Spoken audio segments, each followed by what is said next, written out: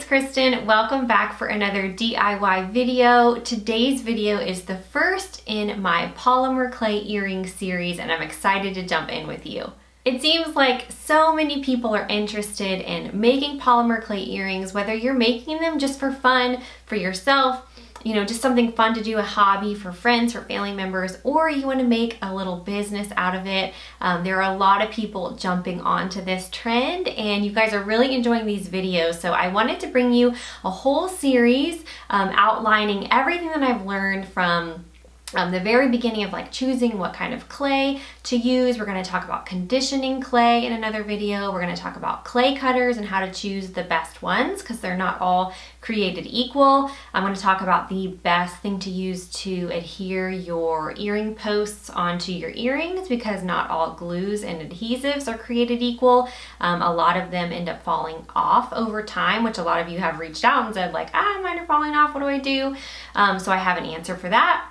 We're going to talk about packaging. We're going to talk about shipping in another video. I have an Etsy shop, so I know a bit about shipping and packaging and things like that. So I'm going to share all those things with you. So this series is probably going to be 5, 6, maybe even 7 videos long. And I'm just, like I said, going to go just step by step outlining the process of making the best clay earrings that you can make. I do want to remind you that I have a polymer clay earring ebook in my Etsy shop. I'll link it in the description box down below. If you want everything in just a concise file, like a PDF form, it's gonna have everything written out. All the resource list is all there. Everything is there. Even just extra tips and tricks and things that I won't even be able to cover in these videos are all in that ebook. And it's currently listed at a really inexpensive introductory price. So if you want to get it, I'll put it in the link in the description down below so you can grab it. And if you're interested in turning your clay earrings or maybe another craft or art into a business, I do have an Etsy ebook as well. It just goes over how to get started with an Etsy shop, how to get seen, how to get your listing seen, all those things, packaging, things like that, shipping, taxes, those kind of things. It's all over there in the Etsy ebook. So if you're interested in starting a work from home business, something like that, then you can grab that ebook also. That is also currently in the introductory price as well. Before we get into the video, I would love to feature your Etsy shop or your business, whether whether it's a website or whatever. If it has to do with clay earrings, I would love to feature it for you. So if you make clay earrings as a business, if you would leave a comment down below, maybe tell me a little bit about yourself and a little bit about your business and how it got started, and then give me the link to either your Etsy shop or your website, or if you sell on Instagram, link your Instagram handle down below, and I'll take a look at all of them and I'll just randomly pick someone and I'll feature you in one of my upcoming clay videos. And before we jump right into the video, I have one more thing to tell you, and that is that there's a brand new Facebook group that I created called All Things Clay Earrings, and my hope for that over there is that we can all kind of come together. We can share our wins, we can share our losses, we can learn from each other, bounce ideas off of each other, collaborate, come together. I mean, there's thousands of you, even hundreds of thousands of you who have watched these polymer clay earring videos, and I think it would just be wonderful if we could all come together, like I said, and just share a little bit, share our knowledge and things that we've learned, stuff like that. So you can find that over on Facebook, All Things Clay Earrings. I'll be over there. I can answer questions and things for you there. I'll have a link to it in the description box below, so you can click over and ask to join the group. All right, in today's video, we're going to be talking about tools that you're going to need for your polymer clay earrings. I'm going to go over some of the more basic ones, and then I will lead into some that are a little bit, maybe a little pricier, or ones that you wouldn't really so much need unless you're going to be doing this as a business and you're going to be making a lot of earrings, not just something for fun, but something where you're gonna, like I said, be making a lot more. So that's the way this video is gonna kind of go. So we're just going to jump right into it. So the first thing you're going to need, of course, is polymer clay. Not all clays are created equal. My favorite clays are by Sculpey. And so my #1 favorite is the souffle, Sculpey souffle. It's the softest. It's like buttery soft out of the package. Like you can just feel it in the package that it's squishy. It's going to be easy to condition, easy to work with. It's just my favorite, my absolute favorite. Second to souffle is the Sculpey Premo. So this one can tend to be a little bit harder out of the package, but once you get it conditioned, it's really quite smooth and nice. Another one by Sculpey is Sculpey 3, which I don't use anymore. I have used it in the past. It's just really brittle and difficult to condition. It also has trouble after you bake it. Sometimes it cracks and that kind of thing, which these other two clays, you don't have that issue at all if you condition it properly. So I stay away from Sculpey 3. I don't use Fimo. I've tried that one. It also is very brittle and difficult to condition. There's a few other brands out there that I haven't tried yet. Cernit is one of them, and there's a couple others that I haven't tried, but I have found that the Sculpey Premo and the Sculpey Souffle are the best, and so I can get all the colors that I need with these. I like to buy primary colors and then a few other ones to add, and then I like to mix my own colors, which is another thing I'm going to be sharing in this video series. So be on the lookout for that video if you're interested in learning how to mix polymer clay, and I'm going to be sharing recipes and things like that. The next thing that you're going to need is a roller of some kind. So I like to use this nice thick durable, like hard acrylic roller. This is what you're going to need to, you know, roll out your clay. You can condition your clay with this, which if you don't know what conditioning your clay is, we'll get into that. That'll probably be a whole separate video. But if you don't want to wait for the videos to come out, you can get the ebook, and it has all the information on conditioning clay and all that stuff in there.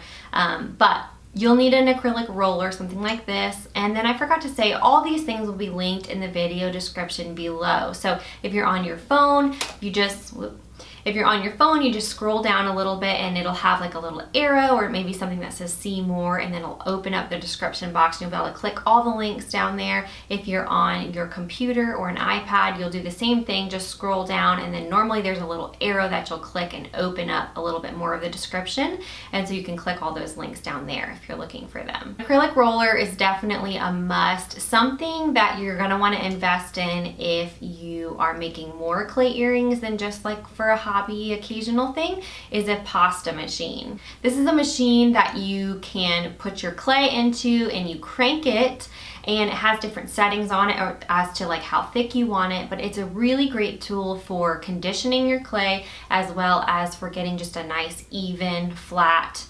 slab of clay, so you can then use your cutters to make your earrings. I have a pasta machine. I really enjoy using it. It really has made clay earring making a lot more fun. When I was using the acrylic roller a lot, it's just hard, you know, it's just hard to get it all flat and even, and I know there are extra tools that you can buy.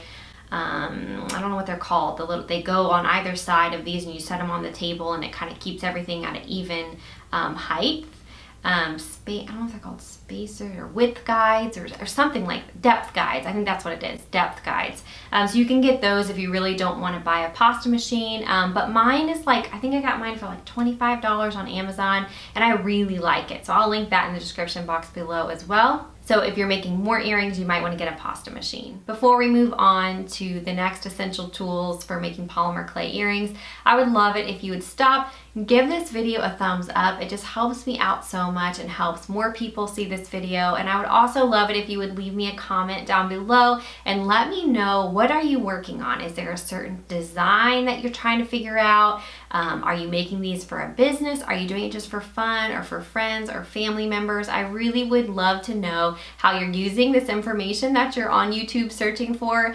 Just leave me a comment down below. I love to hear from you guys. I respond to every single comment that I get. So I'd love to hear from you. Next thing you'll need is just a place to make the earring, so some sort of flat surface. I use a table with parchment paper. I've also been experimenting with using a tile to work on, like a glazed porcelain tile. The benefit of that is that the clay actually sticks to the tile, which you would think is not what you want, but if you have the right tools, called a tissue blade, you can scrape it off of there very easily and quickly. The clay will stick to the tile and then it won't get stuck in your cutter if that's a problem for you. So that's a little trick, that if you're having trouble with all of your clay pieces sticking in the cutter and then you're having to poke it out and then it's making marks on your clay, maybe try a surface that actually grabs the clay a little bit, like glass, or like I said, a glazed porcelain tile. And so that way it'll hold on to it, and then you'll need tissue blades to scrape it off. So I'll link those in the description box below as well. They're really cheap, but really sharp. So be careful while you're using them, but that can be a great way to scrape your earrings off of a surface if they're sticking to them or if you're trying to get them to stick to them.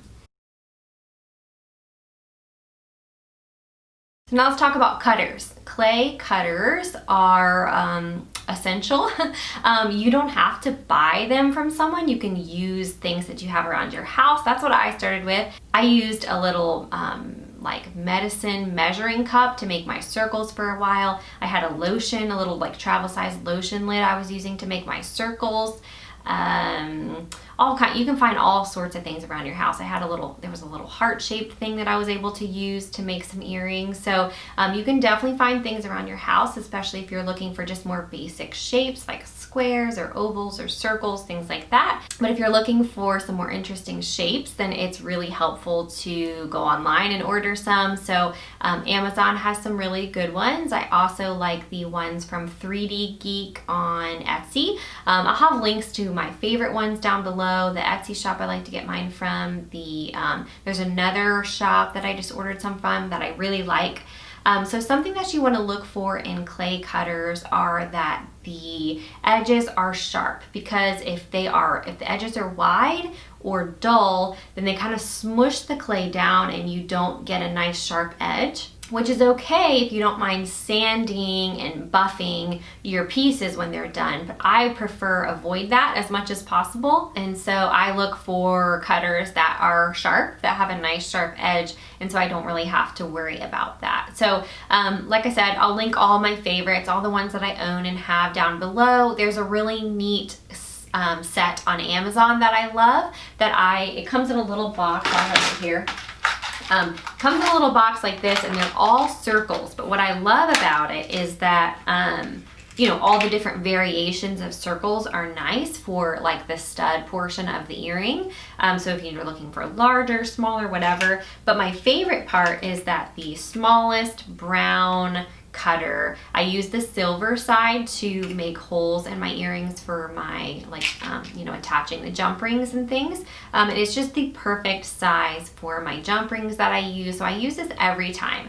A lot of people bake their earrings and then use a Dremel tool to cut the holes in their earrings, which if I was making a ton of earrings, then I think I would totally do that. But for what I do, I don't really need to. So I just use the little silver, and I don't find that it misshapes my earrings or anything like that, and it works really well. So that's what I use for that. So that cutter set will be linked in the description box below. I really love that one.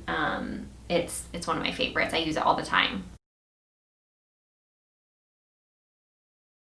All right, the next thing that you'll need are just some basic clay tools. So this comes in a kit. I'll link it in the description box. It has little pieces depending on the kit that you get. Some of them, they have little like slicers, and then the little rounded edges, and some that look like a ball on the end that you can use to texturize or smooth, and some have little sharp pieces, all kinds of different things. So I find this really, really helpful for cutting clay or poking clay out of cutters, or maybe if I nicked a piece of clay with, or a clay earring with my fingernail, I can just use this rounded edge to just kind of soften it out a little bit so you can't notice it. So those are just some basic tools that you'll want to have for those reasons. The next kind of in the tool category would be some pliers. You're gonna want some small jewelry pliers. Early on, if you've seen my first video, I used my husband's rusted old pliers to do this, but since I have bought some little jewelry pliers, and so I use those to make the earrings. It makes it very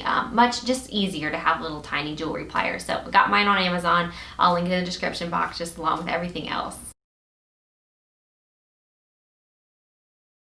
The next thing you're going to need is an adhesive to glue your posts onto your earrings, assuming you're not only using the like fish hook earrings. If you're doing more like studs and things like that, then you're going to need the little posts, which I have favorites of those. I'll link below. I'll put the jump rings down below as well.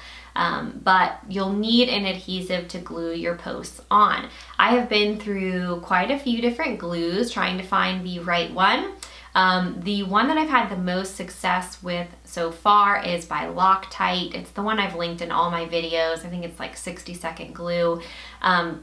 I personally haven't had any issues with my earring posts falling off when I use that. However, I've heard from a lot of you guys, or not a lot, but a handful of you guys who say like, oh, eventually the posts fall off, what can we use? So I went on a quest to try to find something better, and of course, Sculpey actually makes something. So Sculpey is the clay brand that I love.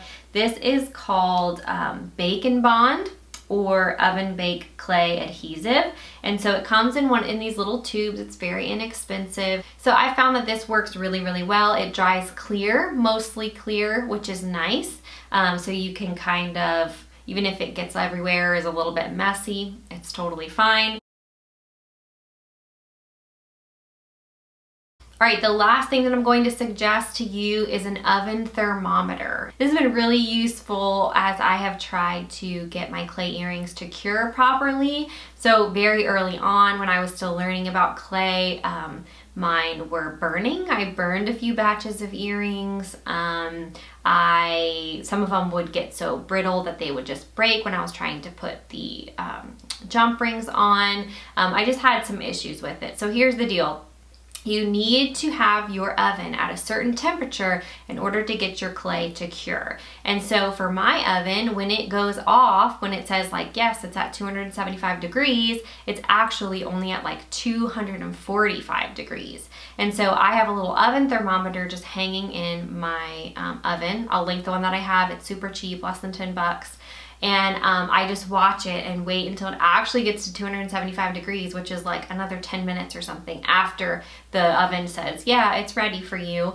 And so I wait till it gets to that point, and once it gets there, I put the earrings in and then I bake them. So you just want to make sure that your oven's at 275, that it truly is according to your oven and according to your oven thermometer, and then you can pop your pieces in and bake them. And that's pretty much it for the first video in our series, our polymer clay earring series. If you enjoyed it, please give the video a thumbs up and share it with someone who you think would enjoy it. Don't forget about my clay earring ebook and my Etsy ebook, but make sure that you subscribe so you don't miss any of the upcoming videos. Also, if you turn on the notifications for my channel, you'll get a little notification every time I upload a video, so that way you will make sure that you don't miss anything. Thanks for watching this video today. I hope it was helpful. If you enjoyed it, please give this video a thumbs up, share it with a friend who you think might enjoy it, and I'll see you in my next video. Bye.